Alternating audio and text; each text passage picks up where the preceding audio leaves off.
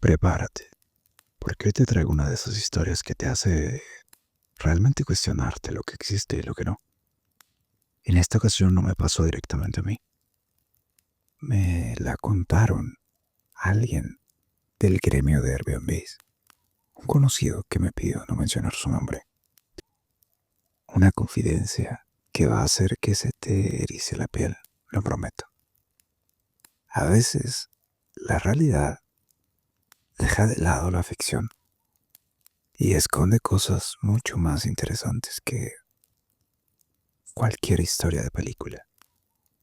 Hoy les voy a contar lo que sucedió en una casa ya vieja, más de 100 años para ser exacto, cerca de Cholula, en Puebla.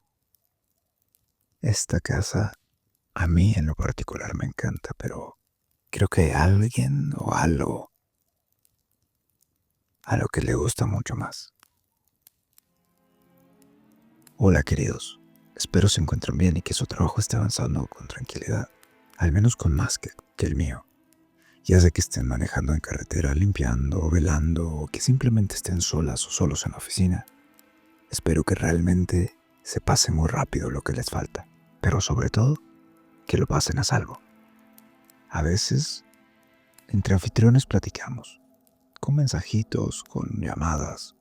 En el gremio nos cuidamos los unos a los otros. Y hay historias que se guardan con recelo. Francamente, todos tenemos una o dos historias que tratamos de ocultar. Hoy les traigo una de esas, una que le pasó a un amigo.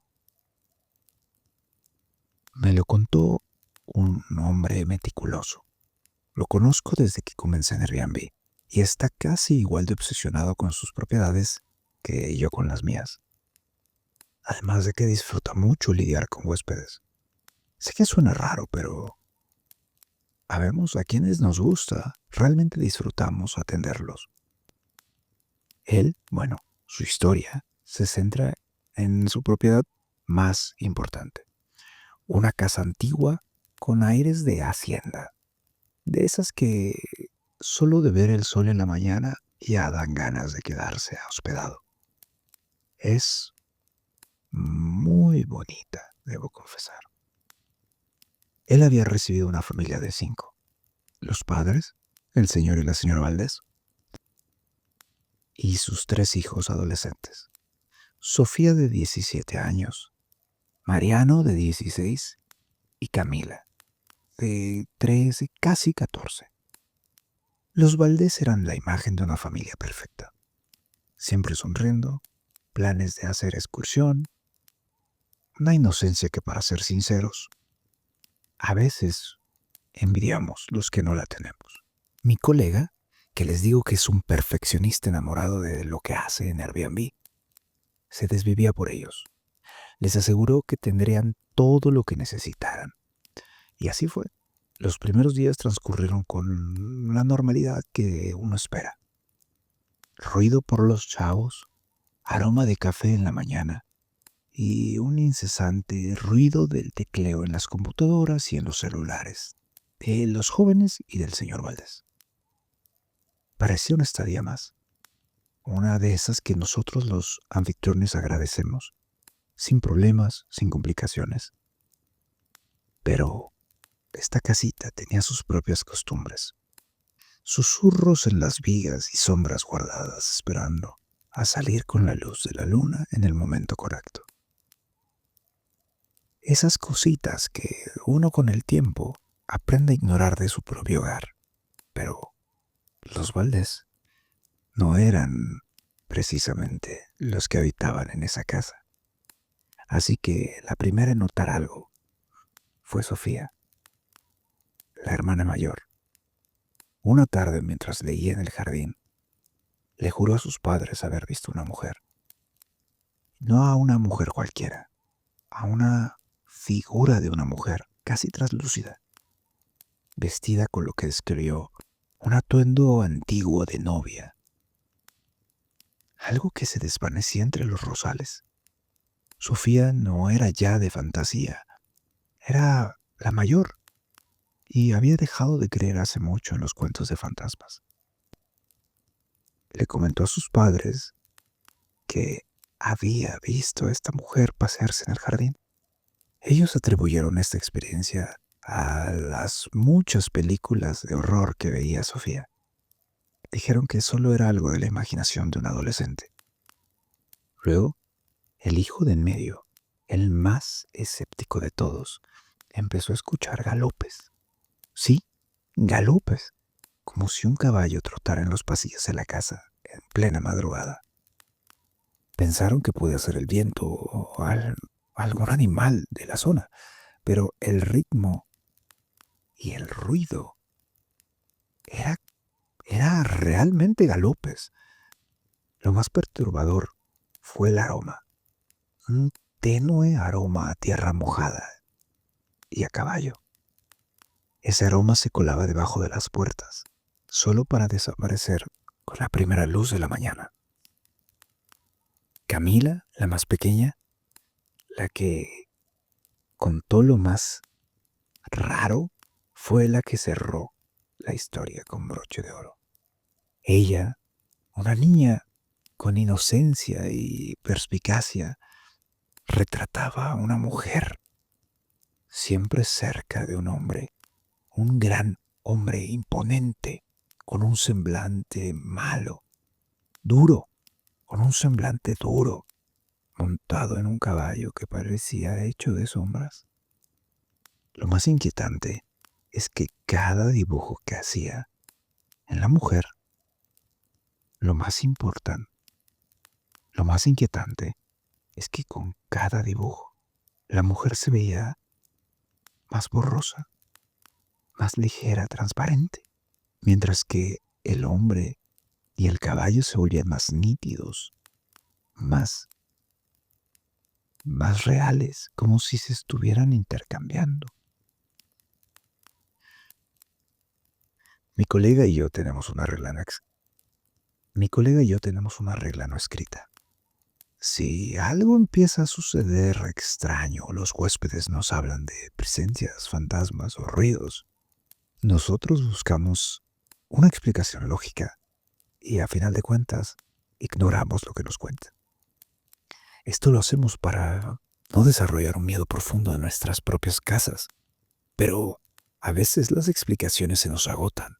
En este caso, a mi colega, cuando la señora Valdés encontró a su hija sentada en el suelo de la habitación, tenía una mirada perdida y tarareaba una canción de cuna, algo que sonaba bastante viejo por el tono. Ella juró que nunca antes la había escuchado, al igual que su madre. En ese momento, una sombra imponente se proyectó en la pared frente a ellas. Era la sombra de un hombre a caballo. El señor Valdés, un contador, era alguien que vivía de números y de lógica. Por eso fue el último en creer.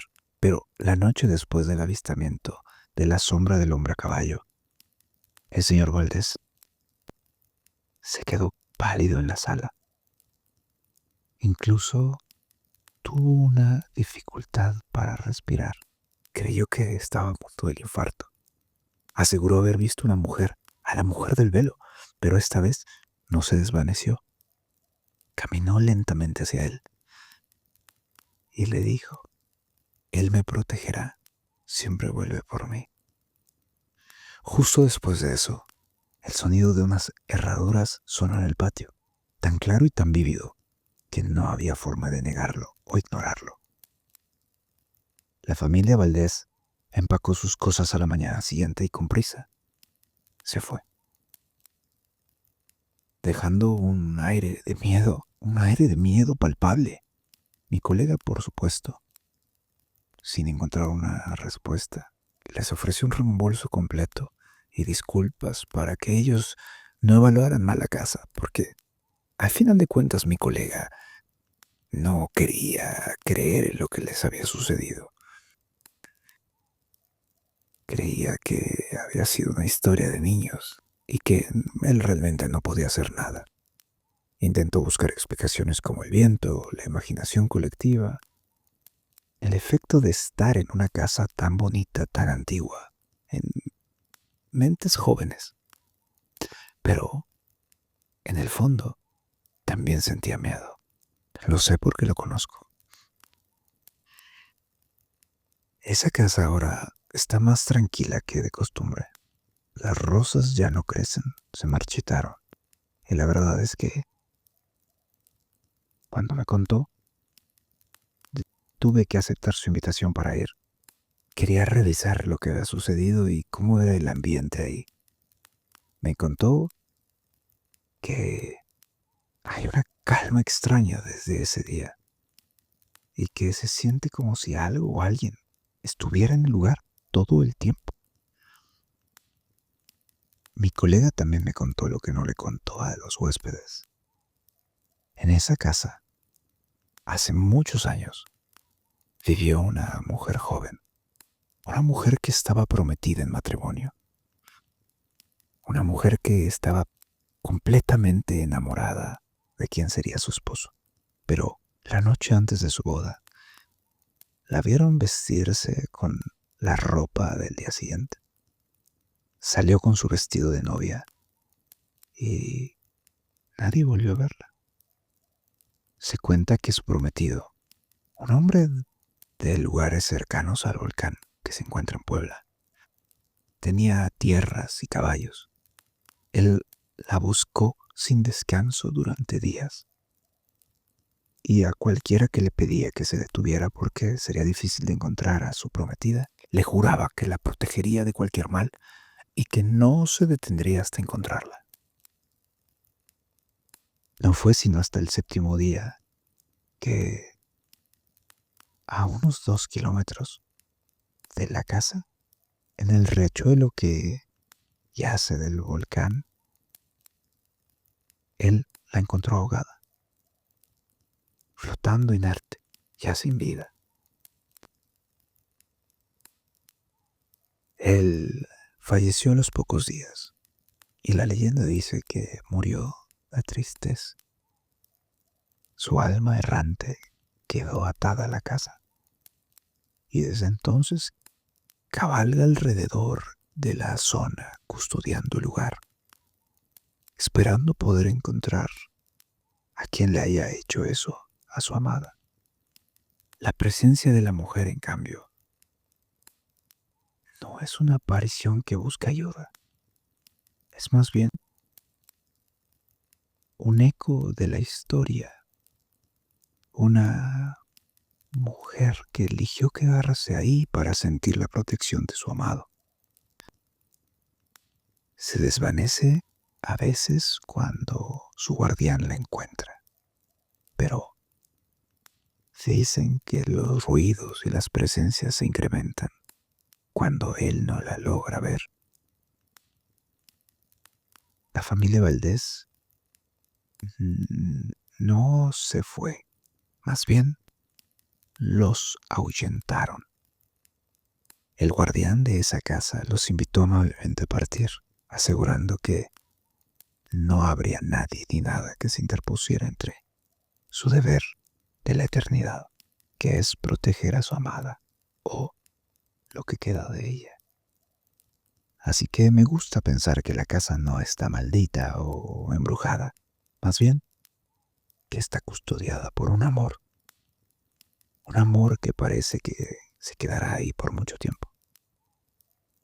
Mi colega no piensa dejar de rentarla. Tiene que vivir de algo, ¿no?